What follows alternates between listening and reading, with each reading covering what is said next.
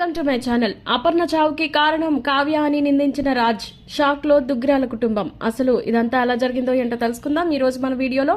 అలాగే ఈ వీడియోని చివరి వరకు స్కిప్ చేయకుండా చూసేయండి. ఇక ఇంట్లో వాళ్ళందరూ కళ్యాణ్ పేరు మీద అభిషేకం చేయించి ఇంకా పూజ చేయించి గుడిలో అన్నదానం చేద్దామని చెప్పి అందరూ బయలుదేరి వెళ్ళిపోతారు. ఇక ఆ తర్వాత కావ్య ఇంకా అపర్ణ ఇద్దరు మాత్రమే ఇంట్లో ఉంటారు. అలా ఇంట్లో ఉన్న వాళ్ళిద్దరూ ఆనందంగా హ్యాపీగా పనిచేసుకుంటూ ఉంటారు. ఇంకా ఫుడ్ వండుకొని మరీ తింటూ ఉంటారు. ఇక ఫుడ్ తిన్న తర్వాత అత్తయ్య మీరు టాబ్లెట్లు వేసుకోవాలి కదా, మీరు టాబ్లెట్స్ వేసుకుంటూ ఉండండి, నేను ఇవన్నీ క్లీన్ చేసి వస్తాను మీ దగ్గరికి అని చెప్పి అన్న తర్వాత సరే అమ్మా అలాగే అని చెప్పేసి ఇక అపర్ణ అయితే లోపలికి వెళ్ళిపోతుంది. మరోపక్క ఇంకా అపర్ణకి ఇంకా కావ్యకేమో ఆఫీస్ నుంచి మేనేజర్ దగ్గర నుంచి ఇంకా రాహుల్ చెప్పినట్లుగా ప్లాన్ ప్రకారం కాల్ వస్తుంది. కాల్ వచ్చి ఇంకా అన్నోన్ నెంబర్ నుంచి కాల్ రావడంతో ఇలాగా ఆఫీస్లో ఇల్లీగల్ యాక్టివిటీస్ జరుగుతున్నాయి, ఇంకా దొంగ బంగారం గురించి సంబంధించిన కొన్ని డీటెయిల్స్ కూడా ఆఫీస్లో ఉన్నాయని చెప్పి ఆ వ్యక్తి చెప్పడంతో ఇక కావ్య వెంటనే ఇంకా అత్తయ్య గారికి చెప్పి ఆఫీస్కి వెళ్ళింది. అత్తయ్య గారు ఇలాగా ఆఫీస్లో కొంచెం అర్జెంటుగా ఇది వచ్చింది, నేను వెంటనే వెళ్ళాలి, మీరు జాగ్రత్తగా ఉండండి అని చెప్పేసి వెళ్ళిపోద్ది.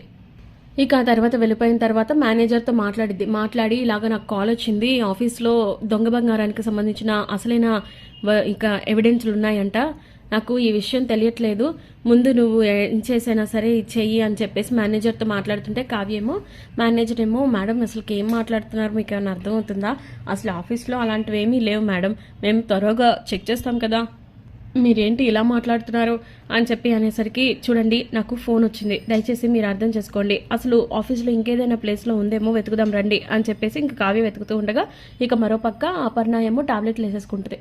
రుద్రాన్ని మార్చినట్లు తెలియదు కాబట్టి ఇంకా టాబ్లెట్లు వేసేసుకుంటుంది. కాసేపటికి బాగా బ్లడ్ ప్రెషర్ పెరిగిపోతూ ఉంటుంది.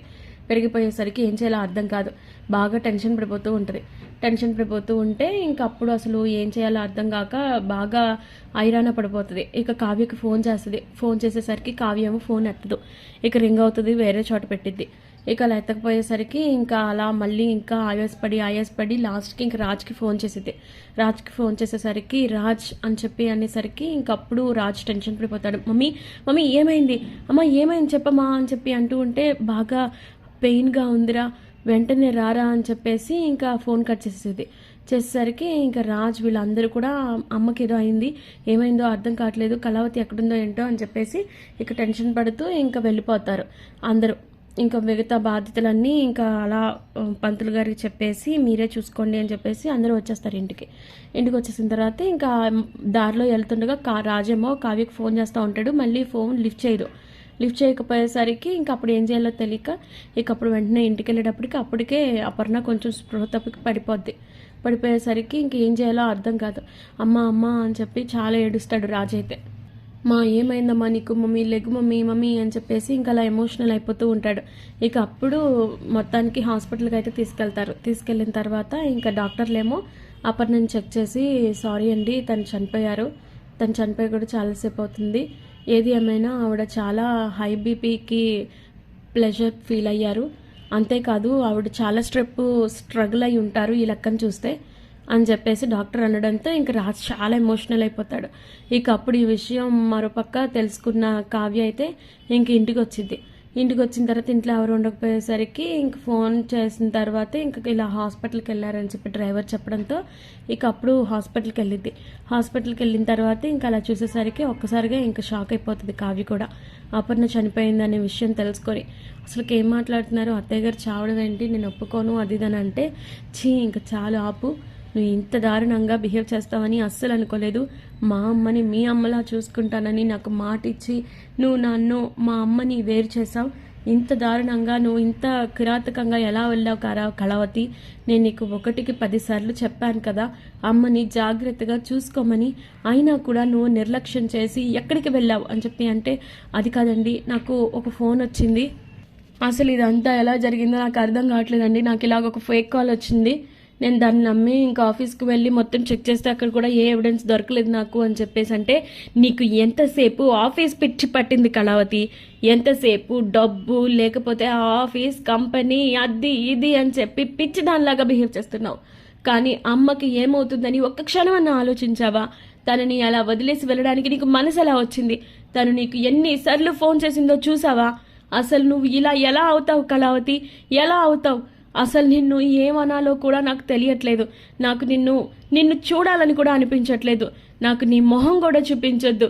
మా అమ్మ చావుకి కారణమైన నిన్ను ఈ జీవితంలో నేను నిన్ను క్షమించలేను.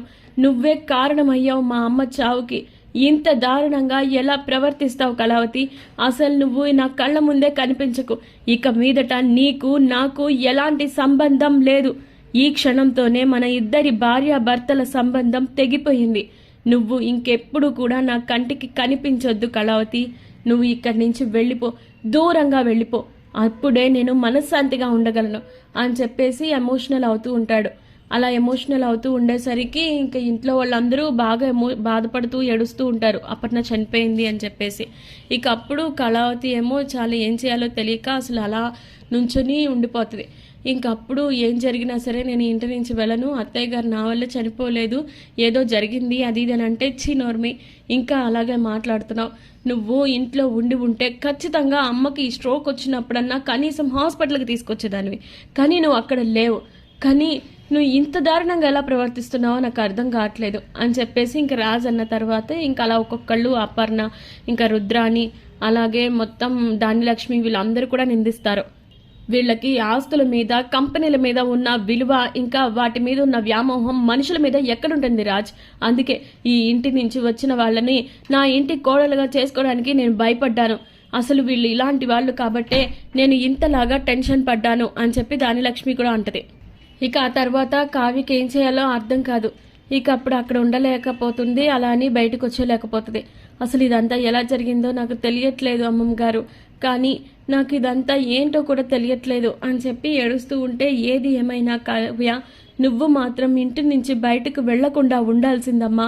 ఈరోజు అపర్ణకి కనీసం స్ట్రోక్ వచ్చినా తనని ఆన్ టైం హాస్పిటల్కి తీసుకొని వెళ్లేదానివి కదా అని చెప్పేసి అలా ఎమోషనల్గా మాట్లాడేసరికి ఇంకా తను కూడా అలా మాట్లాడేటప్పటికి ఇంకా కావ్యకి ఏం చేయాలో అర్థం కాదు.